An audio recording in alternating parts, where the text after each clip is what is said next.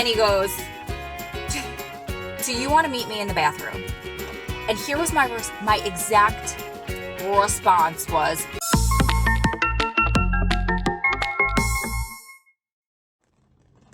hi my loves, it's Ro. Welcome back to my channel. We're doing a quick car video today because I wanted to do this in the moment. I'm just leaving Costco. It is pouring, so hopefully you can't hear the rain in the background. This is not what this video is about, but every time I go into Costco, I swear it's like clockwork. I get up to pay and I realize I have to go to the bathroom. So I'm already in line. The lines are forever. So I can't leave my stuff. At Costco, they don't have bags or anything like that. So I can't leave my stuff because I'm always by myself when I go there, unless I have a niece or a nephew with me, which I would never leave them by themselves either in a store because I have this huge phobia that something's going to happen to them while they're in my care. So I like hold on to them. It's kind of scary and crazy and a little ridiculous paranoia that I have just this weird fear because they're not my own, you know? So anyway, you would think I would learn my lesson. Two places always that I swear they pump something in the air that makes you have to pee every time you walk in there. Target, at least the Target by me, and Costco. Maybe it's because you're in there for so long, or at least I'm in there for so long. I have no idea. But I'm telling you, with Target, it's like the minute I walk in the door. I digress. So I always pay, like I'm doing the potty dance while I'm packing the trunk, and then there's a PetSmart right across the parking lot, and I always wind up going to the pet store and going to the bathroom, and then the last couple times I wind up sitting in the parking lot doing a video. Routine, right? Here's the real story of what we're talking about today. We're talking about pickup lines. My friend Joe tagged me in something on Facebook yesterday, and then just so happened that I thought about making this video before I went into Costco.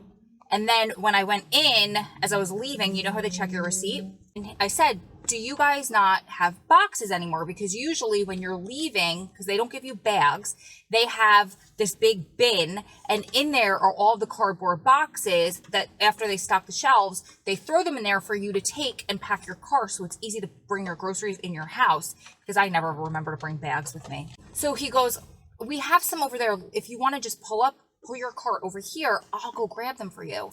And then he looks and he goes, you have the most beautiful eyes. And I get that a lot because my eyes are like hazel brown, where depending on what I wear, they'll go between yellow or green or like a very light see-through brown. So I get that a lot about the color of my eyes. Today I'm wearing brown, and which kind of, you could see that they're very hazel today. And so I said, thank you so much. And then he goes, he's like, I hope that's not offensive. And I laughed. I'm like, offensive? I was like, that's a compliment. I really appreciate it. And it made me think about this video again. I used to have a girlfriend she was actually my little sister's best friend. And we dreaded going out with her. She's gorgeous, literally drop dead gorgeous. She looks like Sofia Vergara.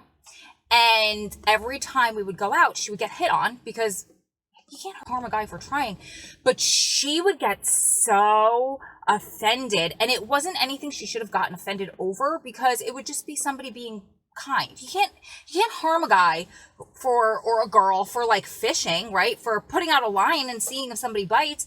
If they're doing it in a respectful manner, it's sweet, it's flattering, even if you're not interested, even if you're taken, it still makes you feel good about yourself. But she would get so offended that I remember there were times where she would usually just snap at the guy, and we're like, calm down. He's just trying to be nice. He's just trying to see if you were interested in him. You can't harm him for that.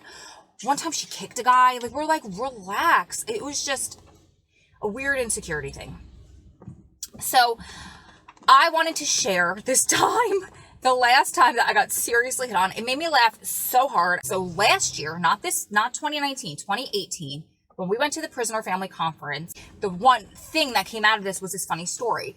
So flying home, and I flew from Dallas to Atlanta and then from Atlanta to Newark. So at this point, I have an hour and a half to fly to Atlanta from Dallas and then a couple hours home. I don't remember. So this kid, I get on the plane first, I'm window seat. This young kid, he was about 21 years old. I will never forget his name because it's tattooed in block letters up his arm. His name was Jamari, and it was freezing on this flight. It was really early in the morning, maybe 5 in the morning. And he comes and he sits next to me, and we were cold. I had this scarf. It was like a blanket scarf, and it was thin material. And I put it over me like a blanket. And he gets in and he's sitting down and he's shivering. And he'd been out from the night before, so he didn't, I think he was probably still drunk and whatever else. And he says to me, "You gonna help a brother out? Can you share your blanket with me?" I'm a friendly person. All my friends are like, "What the hell were you thinking?" But it's a scarf. Like, who cares? So I was like, of course. I said, it's not a blanket, it's a scarf, but you're welcome to share it with me. So I shared it with him. We're both under it. And we strike up a conversation. And we talked the whole entire way from Dallas to Atlanta. And he was making me laugh. Again, he was probably 21. I was 40 at the time. It came up that my husband's locked up. Came up that he was out in wherever he was, Utah or something like that. And he was living with his best friend and his best friend's ex-stepmom. So his best friend's father's ex-wife. And they were out there basically being her gigolos. What a story. It was insane. And she was bankrolling them to basically be her Christian Greys. I don't know how else to explain it. So he's telling me these wild stories. I am so entertained. He was hysterical. He had that type of a personality that everybody just loved his energy. He was buying like shots and all this food on the plane. And the flight attendants were like giving him extra stuff because he just had that personality where you just had to love him, right? So we're about an hour into this hour-and-a-half flight. And he goes to me, "Can I ask you a question?" And forget it. And I was like, okay, well, now I'm intrigued. Sure. He goes, "I can't ask you." And I was like, okay. He goes, "Do you get easily offended?" And I said, "No, not really. I mean, my husband's been locked up for 20 years. I've heard it all." So he goes, "I can't ask. You're like an adult for real, for real." And I was like, "I guess." Yeah, I mean, sure. He goes, "Okay, I have to ask you because if I don't ask you, then I'm always going to regret it. I'm always going to wonder what you said." And I was like, "Okay, give it to me." And he goes, "Do you want to meet me in the bathroom?" And here was my exact response was, no. And I was like, "But could try." Like, I'm not offended. I'm not insulted, nothing, but no. And he's like, "Why?" He goes, "Do you think that's promiscuous?" He used a different word that I can't say. And I was like, "Well, yeah." And he's trying to justify why it's not. And he's making up this crazy, dumb excuse. And I can't even remember what it was, but I started laughing so hard. I was like, no matter what you tell me or how you try to justify it or spin it, my answer is going to say no. Like, it's just, no. I appreciate that I find it flattering that you asked. And I got to give it to you for putting it out there and trying, but it's not no, not for you, not for my husband, not for nobody. No. So I'm saying all that to say that unless somebody is being blatantly inappropriate or a creep, like sometimes you just have to step back and just think, I still got it. At least I still got it. Just can't stand when that happens, when girls get all uptight and offended. If somebody hits on them in a sweet way. Now, if you're wearing a ring, or you're with your partner, I get it. I got it. I'm tracking. It's offensive. But if you're by yourself and I don't wear a ring and somebody tries in a respectful way, how else do couples get together? I mean, if you were attracted to the person, you wouldn't be upset. So don't get offended. Don't kick somebody on the dance floor. Don't snap at somebody if they are just being polite or saying that you're pretty or saying that your eyes are beautiful. Take the compliment, girl. Or guy, take the compliment. So I was kind of at a loss for what I was going to make videos about this weekend. I felt like I almost had a creative block. So it's so weird. When I move my hands, the camera gets dark and then it gets light. So bizarre. So I just found this one funny and it was going on. There was a couple of girls on Facebook today that were talking about their favorite pickup lines and whatever. And one girl's like, "I'm a serious sucker for the cheesiest pickup lines. Like, are you from Tennessee?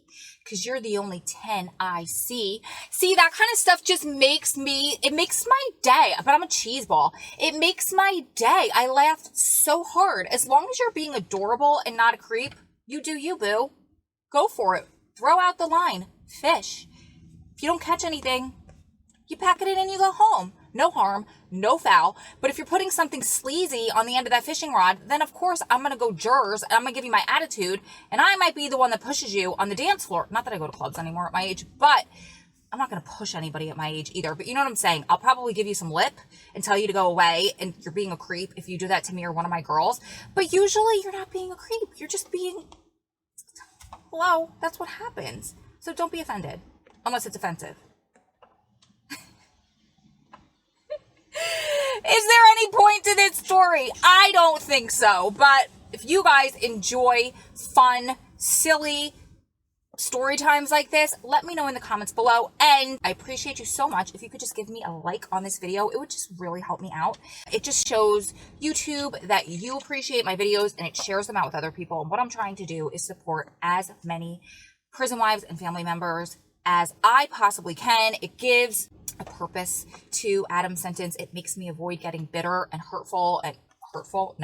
bitter and resentful, there's the word, of the system that ripped him away from me. Or I try to educate people who don't have a loved one in prison that are getting involved in ending mass incarceration. And finally, thank God, it's becoming mainstream for people to realize and get on board with the fact that our criminal justice system is so broken and it needs fixing. It needs to be fixed. My opinion, starting with mandatory minimums that ripped Adam away from me for the rest of his life and our lives, unless things change. And then also just to entertain people with silly stories like this. So I love you guys. Keep staying strong. Keep loving strong. Keep supporting one another through this journey because you're one day closer to it all being over.